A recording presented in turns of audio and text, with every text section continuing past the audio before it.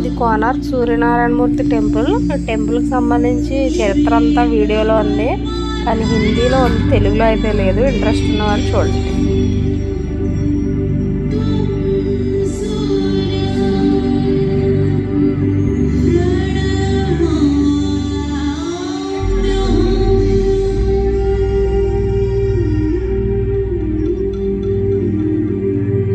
जिसका होना जीवन का होना है, जिसकी चाल से बंधी है समय की गति, दिशाओं का ज्ञान, मौसमों की लुका छुपी, हवाओं का बहना, बहते बहते थमना, थमते थमते चलना है खेल उसी का। जो पास है और दूर बहुत है, जो महाकाय है, जो जर्रा है, जो आदिदेव है, ये हैं सूर्य देव। ऐसे सर्वव्यापी को नमन करते हुए शुरू करता हूँ सूर्य के प्रतीक कोणार्क की गाथा। कोणार्क का सूर्य मंदिर सिर्फ एक मंदिर नहीं है, ये जीवन दर्शन है, ओडिशा के भक्ति मानस का प्रतीक है, कला का एक नायाब नमूना है। कोणार्क में उत्तर की आर्य और दक्षिण की द्रविड़ सभ्यता की कठोर साधना का सत्य है। कोणार्क की शिलाओं में एक धड़कन है जो हर दर्शक को मैं सुन रहा हूँ अमरकंटक की पहाड़ियों से आती हुई महानदी की कलकल। पहाड़ियों को लांग वो कभी अलहड़ हो जाती है तो कभी चंचल, हर पल अपने रूप बदलती ऐसे चली आ रही है मानो पूरी पृथ्वी को सिंचित कर देगी। तभी शिला से टकराती है और फैल जाती है विभिन्न दिशाओं में। कोई पुकारता है चित्रोत्पला तो कोई महानदी। इसकी शाखाओं के नाम हैं चंद्रभागा और प्राची। इसी नदी के तट पर बसे हैं कई नगर और कई जनपद। इन्हीं में से एक है कोणार्क।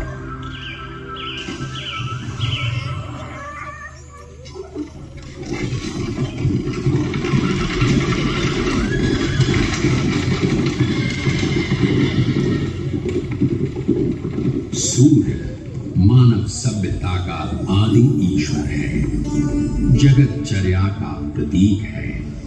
ऋग्वेद में इसकी चर्चा इसी रूप में होती है। सूर्य के भाई अग्नि और वायु हैं, यही जगत रचयिता है। वो रथ पर सवार होकर आते हैं। रथ प्रतीक है इस ब्रह्मांड का। उसके पहिए समय है तो प्रतीक है गति के। इसके रथ में जुटे हैं 7 घोड़े, सतरंगी किरणों वाले। उसके पहिए की 12 रेखाएं 12 महीने हैं। उसके चलने से मौसम बदलते हैं। सूर्य के 720 पुत्र हैं, दिन और रात के जोड़े में। सूर्य प्रतीक है गति का, जीवन का, इसीलिए वो आराध्य है। आदिम सभ्यता स्वयं को उसी का अंश मानती आई है।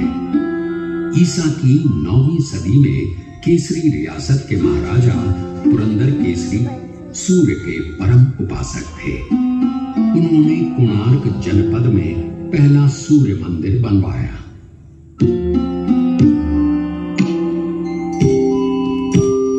12वीं सदी में ओडिशा का केसरी साम्राज्य दक्षिण के गंग साम्राज्य के अधीन आ गया। इसी साम्राज्य के महाराजा अनंग भीम तृतीय ने जगन्नाथ मंदिर का निर्माण पूरा कराया, जिसकी शुरुआत अनंत वर्मन चोड़गंग देव ने की थी। कहते हैं अनंग भीम तृतीय ने संतान थे। पुत्र प्राप्ति के लिए उन्होंने उसी मंदिर में सूर्य की उपासना की, जिसका निर्माण केसरी साम्राज्य के महाराज पुरंदर केसरी ने कराया था। उपासना सफल हुई और नरसिंह देव प्रथम का जन्म हुआ।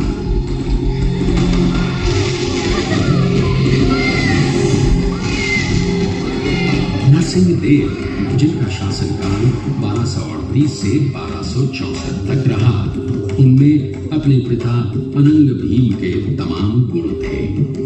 नरसिंह देव के पिता अनंग भीम ने 1211 से 1238 तक उड़ीसा पर राज किया। ये काल उड़ीसा की गौरव गाथा का काल था, स्वर्ण युग था। ये वही काल था जब मुस्लिम शासक तेजी से अपने साम्राज्य का विस्तार कर रहे थे। कश्मीर और उड़ीसा को छोड़कर देश का अधिकांश भाग मुस्लिम शासकों के अधीन हो गया था। मुसलमानों की बढ़ती ताकत और साम्राज्य विस्तार नरसिंह देव के लिए चुनौती का समय था। उड़ीसा की संप्रभुता और स्वाधीनता सामने खड़ी थी। प्रजा की शंकित निगाहें नरसिंह देव को देख रही थी। नरसिंह देव ने उड़ीसा की एकता और अखंडता की ध्वजा अपने हाथों में थाम ली और जुट गए उड़ीसा की रक्षा में। मालव देश यानी आज का विंध्य देश, यहाँ की राजकुमारी थी सीता देवी, सुंदर, सुशील, सर्वगुण संपन्न। मालव देश मुसलमानों के अधीन हो चुका था। उसी प्रदेश की राजकुमारी सीता देवी के साथ नरसिंह देव का विवाह संपन्न हुआ। सीता देवी राजरानी बन गई। महारानी, हमें शीघ्र ही युद्ध के लिए प्रस्थान करना पड़ेगा। राज्य की सीमा पर यवनों ने पुनः डेरा जमा लिया है। तुघान खान उत्कल को पराधीन बनाना चाहता है, लेकिन उत्कल किसी पर आश्रित नहीं है। गंग साम्राज्य की रक्षा के लिए मेरे प्राणों की भी आहुति जाती है, तब भी मैं पीछे नहीं हटूंगा। तुघान खान उत्कल पर हमले के बहाने ढूंढ रहा है। यवनों को हमेशा हमेशा के लिए पीछे खदेड़ना पड़ेगा। इस बार उत्कल के वीर आत्मरक्षा के लिए युद्ध नहीं लड़ेंगे। इस बार हम आक्रमण करेंगे। उत्कल के विजय की प्रार्थना कीजिए रानी, उत्कल के विजय की प्रार्थना। जिसका नाम नरसिंह देव है और जो सेवक है जगन्नाथ के, उसकी कभी पराजय नहीं हो सकती। जाइए महाराज, विजय पथ आपकी राह देख रहा है। भयंकर युद्ध हुआ, मार काट मची, खून बहा।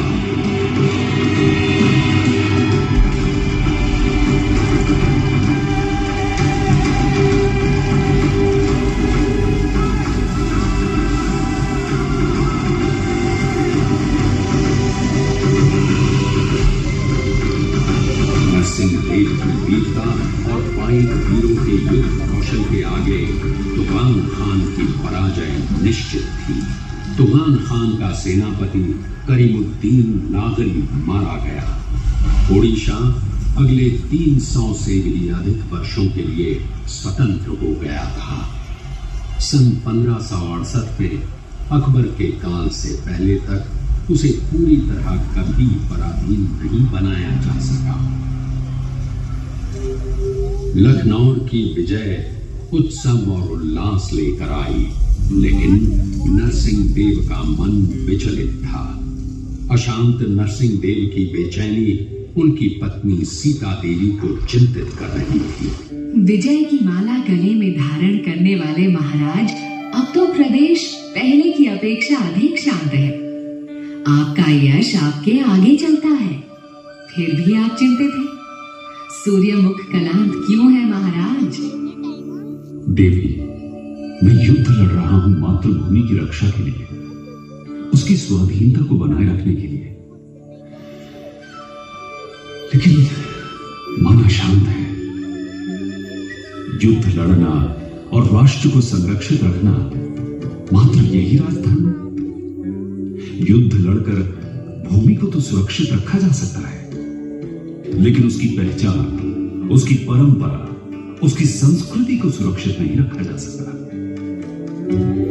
संस्कृति की रक्षा भी तो राजधर्म ही है।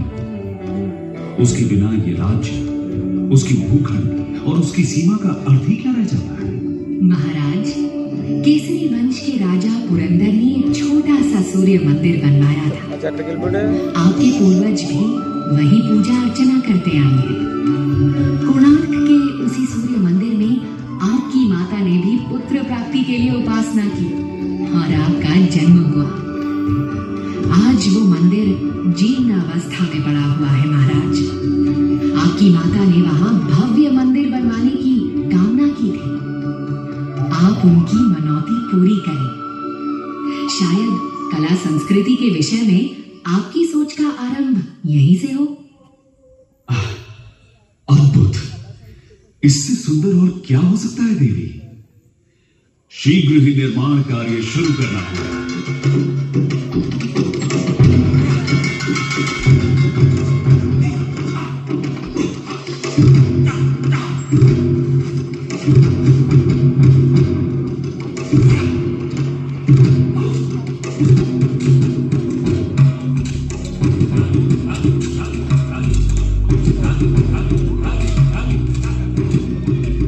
निर्माण योजना पर कार्य रूप दिया जाने लगा।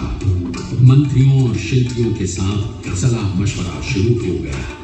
ओडिशा के वास्तुकार मंदिर निर्माण में सिद्ध थे। ईसा की 7वीं सदी से अब तक ओडिशा के शिल्पी उम्दा भवनों और मंदिरों का निर्माण करते आए थे। ओडिशा के अलग अलग प्रांतों से कारीगर बुलाए जाने लगे। मंत्री शिवे सामंतरा महापात्रा को योजना का कार्यभार सौंप दिया गया। उधर सीमा पर फिर से युद्ध छिड़ गया था। सुल्तान इल्तुतमिश ने इख्तियारुद्दीन उज़्बेक को गौड़ प्रदेश का शासक बना दिया था। एक तरफ कोणार्क में मंदिर निर्माण का कार्य चल रहा था, दूसरी तरफ सीमा पर युद्ध। नरसिंह देव ने बांकुड़ा और हुगली के इलाके जीत लिए।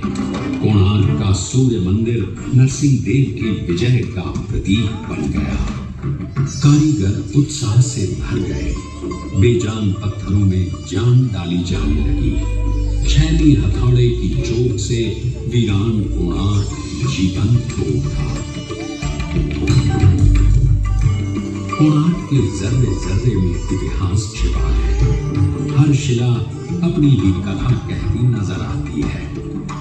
सच है या झूठ ये तो किसी को पता नहीं, लेकिन किंवदंती जरूर है।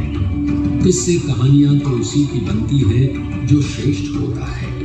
तो इन किस्से कहानियों से ये जरूर पता चलता है कि कोणार्क श्रेष्ठ है। द्वापर युग था। श्री कृष्ण की 8 पटरानियों में से जामवंती के गर्भ से जन्मे सांब। सांब रूपवान थे। अपने रूप पर उन्हें गर्व भी था। एक दिन ब्रह्मर्षि नारद पधारे। अपने रूप में मदमस्त सांब उनका अपमान कर बैठे। रुष्ट नारद ने कृष्ण से ये कह दिया कि तुम्हारा पुत्र सांब गोपांगनाओं के साथ प्रणय क्रीड़ा में लीन है। क्रोधित कृष्ण सांब को ढूंढने निकले। इधर नारद ने सांब से कहा, पुत्र, तुम्हारे पिता रैवतक पर्वत पर तुम्हारी प्रतीक्षा कर रहे हैं। पिता को प्रतीक्षारत जान सांब तीव्र गति से रैवतक पर्वत की ओर भागे। वहां गोपियां पुष्करणी में जल क्रीड़ा कर रही थी। सांब को समक्ष देख उन्हें लगा साक्षात श्री कृष्ण आ गए हैं। सांब ने कृष्ण छाया देख सुध बुध बिसराकर गोपियां सांब से निपट गईं। तभी वहां पहुंचे कृष्ण। सांब को गोपियों के आलिंगन में देख क्रोध से भड़क उठे। अरे नराधम क्लीव, तू महापातकी है। मैं तुझे श्राप देता हूं। जिस रूप के अहंकार में तू डूबा है, तेरा वो रूप नष्ट हो जाए। तेरे रूपवान अंग कुष्ठ से भर जाए। पिता के शाप से सांब को कुष्ठ हो गया। नारद के प्रति हुए अपमान का उन्हें आभास हुआ तो वे नारद के पास पहुंचे। नारद ने उनकी दशा देखी और द्रवित होकर शाप मुक्ति का उपाय बताया। तुम भारत के पूर्वी तट पर मैत्रेय वन में जाकर सूर्य की उपासना करो। उनकी कृपा से ही तुम रोग मुक्त हो सकते हो। नारायण नारायण। सांब चंद्रभागा नदी किनारे मैत्रेय वन में जाकर सूर्योपासना में लीन हो गए। उनकी कठोर साधना से प्रसन्न हो सूर्य देव ने उन्हें रोग मुक्त कर दिया। रोग मुक्त सांब ने चंद्रभागा नदी में डुबकी लगाई। वहां उन्हें पत्थर की बनी सूर्यदेव की मूर्ति मिली। उन्होंने मंदिर बनवा वहीं उसकी स्थापना कर दी। सांब की वो साधना पीठ आज कोणार्क मठ के नाम से जानी जाती है और आज भी देश के विभिन्न हिस्सों के कुष्ठ रोगी रोग मुक्ति की कामना के लिए यहाँ आते हैं।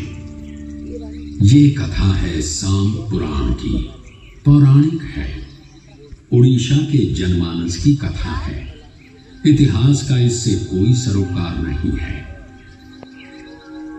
कोणार्क निर्माण में कितना समय लगेगा, कितने कारीगर काम करेंगे, कितना अर्थ व्यय होगा, सारा हिसाब लगाया जा चुका था। भ्रमरवर हरिचंदन आय व्यय की देखभाल कर रहे थे। पुरी से 19 मील उत्तर पूर्व पदमतोला गंड नामक पुष्करणी को भरकर मंदिर बनाने का फैसला ले लिया गया।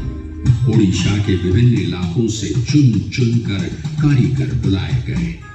दूर दूर के पहाड़ों से पत्थर लाए जाने लगे। चित्रकोंडा, माकंडा, रेगेड़ा, श्वेत, श्याम, किस्म किस्म के पत्थर और नील रंग का ग्रेनाइट लाया गया नीलगिरी से।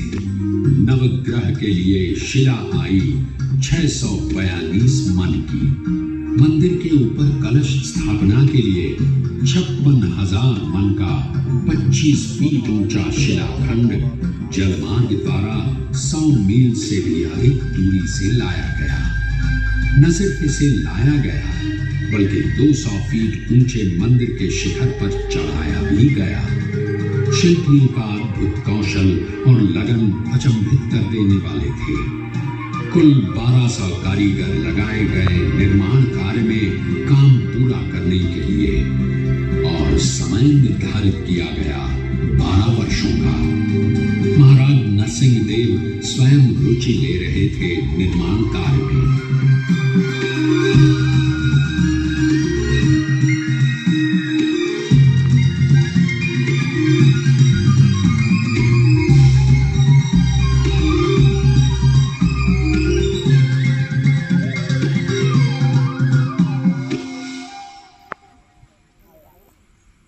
कोणार्क मंदिर की योजना और निर्माण प्राचीन वास्तुशास्त्र शिल्प सारिणी के आधार पर किया गया था। इसकी निर्माण योजना को देखें तो ये लगभग वैसा ही है जैसे भुवनेश्वर का यमेश्वर मंदिर। मूल रूप से 2 हिस्सों में बटा हुआ, पहला विमान तथा दूसरा जगमोहन। विमान लगभग चौकोर होता है। कोणार्क ठीक इसी रूप में बना है। केंद्रीय मंदिर रथ की आकृति में बना है। सूरज के 7 घोड़ों द्वारा खींचे जा रहे विमान और जगमोहन दोनों एक ही पीठ पर संयुक्त रूप से बने हुए रथ का सा आभास पैदा करते हैं। सूर्य रथ में 24 पहिए हैं और 7 दिनों के प्रतीक देते 7 घोड़े रथ को खींचते नजर आते हैं। पूर्व की ओर कुछ हटकर नाट्य मंदिर बना है। मुख्यशाला और नाट्य मंदिर के बीच में अरुण स्तंभ था। मुख्य मंदिर के दक्षिण पूर्व सूर्य शक्ति छाया देवी का मंदिर है। दक्षिण पूर्व में ही कुछ दूरी पर भोग निर्माण के लिए रसोई घर बना है। सामने दोनों ओर अन्य छोटे छोटे मंदिर बने हुए हैं। केंद्रीय मंदिर और अन्य मंदिरों को घेरे प्राचीर बनी है। मुख्यशाला के पूर्व, दक्षिण और उत्तर में 3 द्वार बने हैं। हर द्वार की सीढ़ियों के दोनों अपूर्व कारीगरी से बने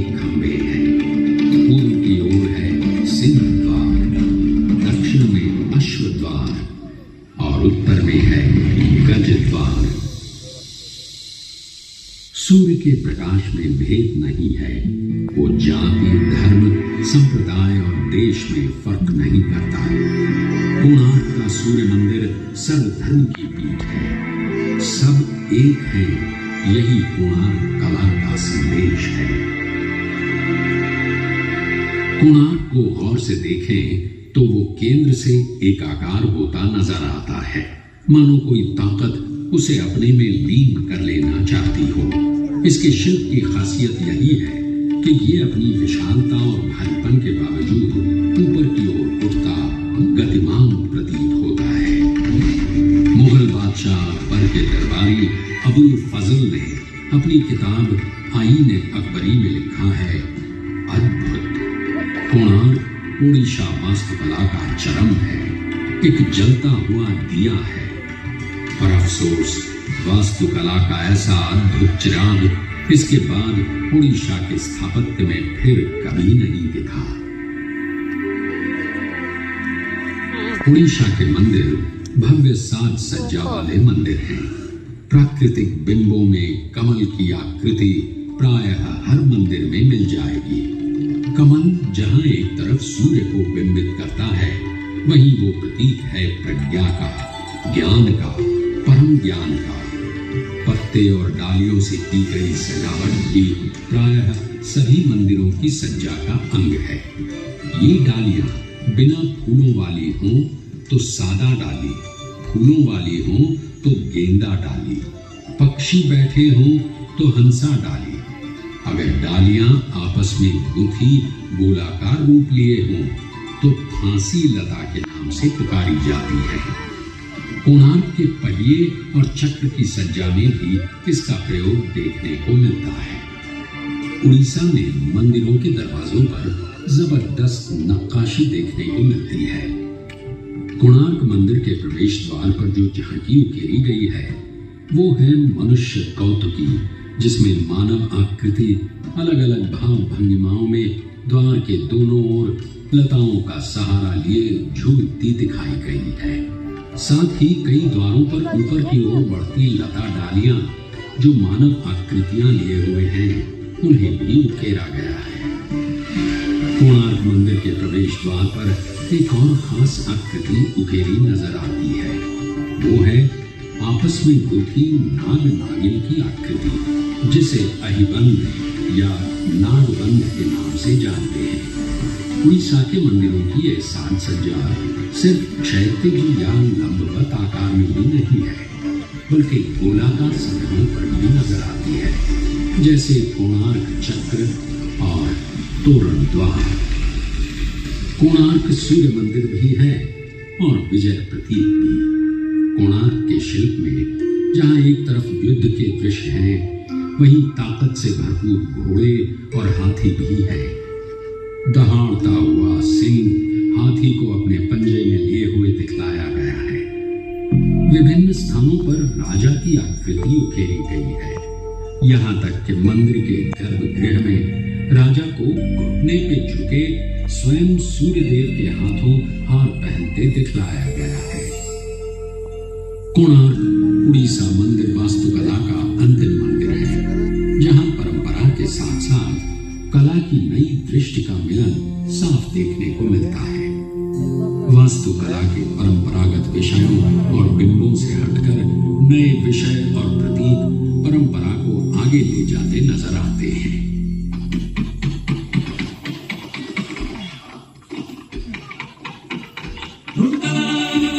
जनपद के महान शिल्पी विष्णु महाराणा प्रणाम स्वीकार करें। जन्म लेने के बाद जब से मैंने होश संभाला, तब से मेरी आंखें आपको ही ढूंढती रही।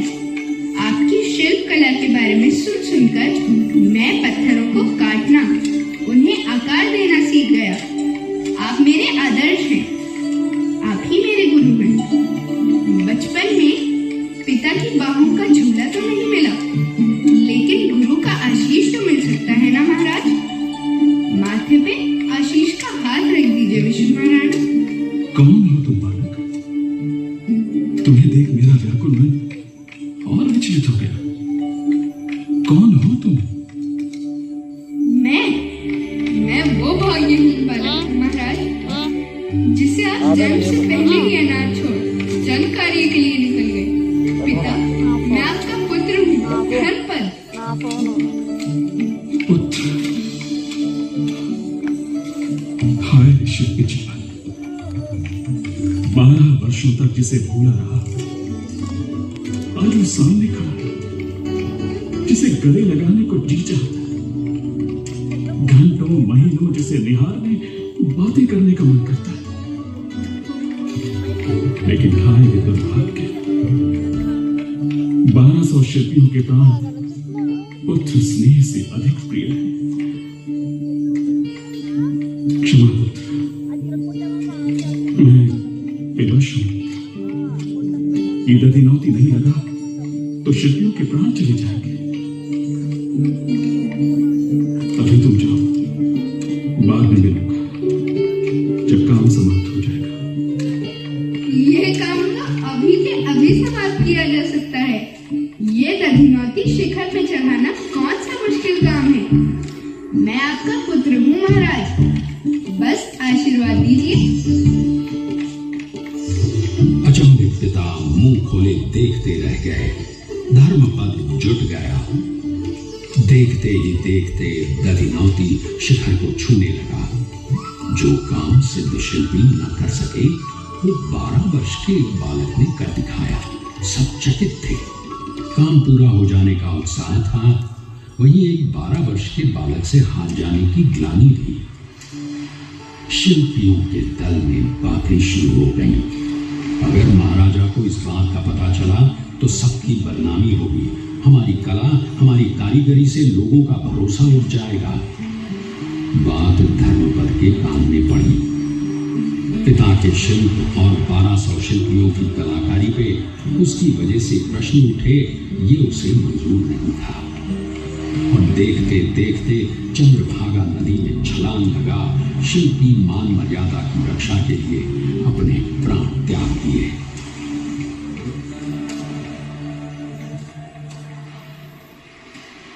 ये किस्सा है या सच पता नहीं, लेकिन शिल्पी का शिल्प के प्रति सम्मान और आस्था को अवश्य दिखलाता है।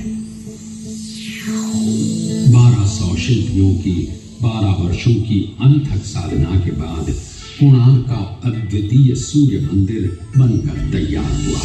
राजा नरसिंह देव की कामना ने आकार रूप ग्रहण किया।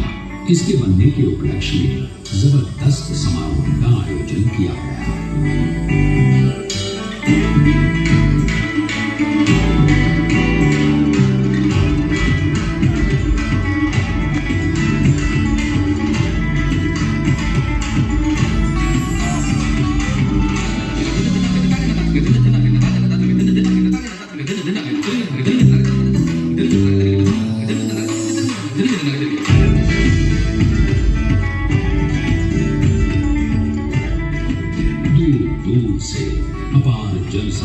समारोह में भागीदारी के लिए उमड़ पड़ा।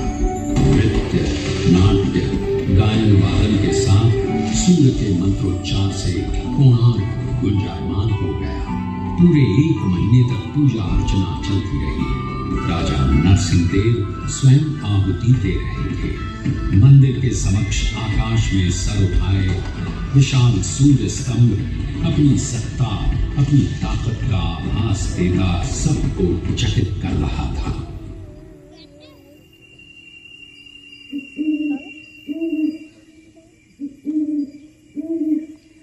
तेरहवीं शताब्दी के मध्य में बना हिंदू वास्तुकला का ये नायाब नमूना कैसे और कब अपनी चमक खो बैठा, एक बियाबान जंगल में दब गया, इसकी ठीक ठीक जानकारी नहीं मिलती है। पद्म क्षेत्र देवला कर्मांगी के ताड़पत्र के अंतिम हिस्से में कहा गया है, वर्षों तक पद्म क्षेत्र में मेरे द्वारा बताई नीति से सेवकों ने सूर्य की आराधना नहीं की। परिणाम स्वरूप सूर्यदेव इस मंदिर को छोड़ चले गए। हालांकि ये बात कब लिखी गई इसकी जानकारी नहीं मिलती, इसलिए इसे भी साक्ष्य रूप में नहीं माना जा सकता। कोणार्क में घूमते गाइड आपको अक्सर बताएंगे कि इसके विध्वंस की वजह और कुछ नहीं बल्कि महान नाविक क्रिस्टोफर कोलंबस की कारस्तानी थी। प्रचलित है कि मुख्यशाला के ऊपर एक विशाल चुंबक स्थापित था, जिसका चुंबकीय क्षेत्र इतना अधिक शक्तिशाली था कि वो सुदूर समुद्र में नौ संचालन में बाधा उत्पन्न करता था। कोलंबस जैसे महान नाविक को ये भला कैसे रास आता, तो उसने इसे उखाड़ फेंकवाया। कहते हैं कि चुंबक के हटते ही मुख्यशाला चरमरा के गिर पड़ी।